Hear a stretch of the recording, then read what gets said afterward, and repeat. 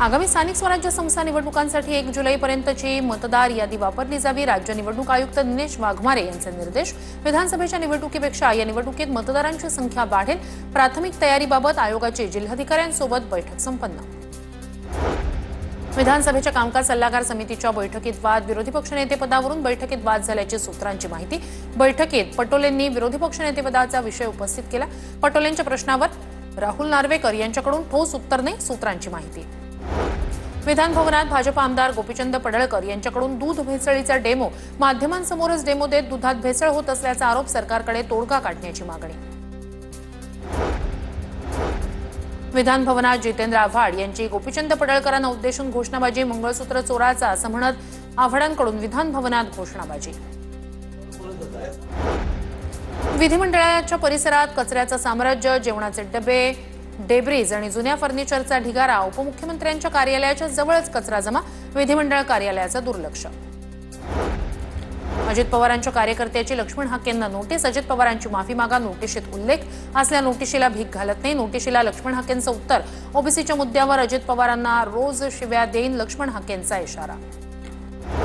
बच्चू कडूंच्या 7/12 कोरा पदयात्रेचा आज 5वा दिवस. भाजप आमदार राजू तोडसाम यांच्या पत्नी प्रिया तोडसाम यांच्याकडून यवतमाळमध्ये बच्चू कडूंचं स्वागत.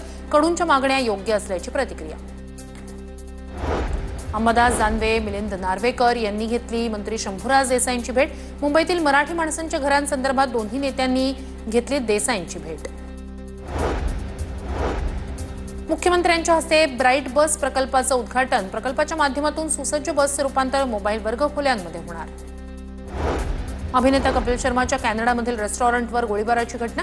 कपिलचं अंधेरीतील घर आणि फिल्म सिटीतील सेटवर सुरक्षा वाढवली. सुरक्षा यंत्रणा सतर्क. मुंबई पोलिसांकडून कपिल शर्माची चौकशी. दिवंगत नेते विनायक मेटे यांच्या 62व्या जन्मदिनानिमित्तानं आठवणीतील मेटे साहेब या कार्यक्रमाचं आयोजन. रविवारी वडाळ्यातील भारतीय क्रीडा मंदिर सहकार नगरात कार्यक्रमाचं आयोजन. कार्यक्रमाला मुख्यमंत्री आणि उपमुख्यमंत्री उपस्थित राहणार. टोरेस फसवणूक प्रकरणातील प्रमुख आरोपी युक्रेनमध्ये. मुंबई पोलिसांच्या आर्थिक गुन्हे शाखेकडून प्रत्यार्पणाची मागणी. 15,000पेक्षा जास्त नागरिकांची सुमारे 142 कोटींची फसवणूक. डॉक्टरांचा राज्यव्यापी बंद मागे. इंडियन मेडिकल असोसिएशनसह मुख्यमंत्री फडणवीसांची सकारात्मक बैठक संपन्न. होमिओपॅथी डॉक्टरांना ॲलोपॅथी उपचार करण्याची मुभा देण्याचा निर्णय अखेर मागे.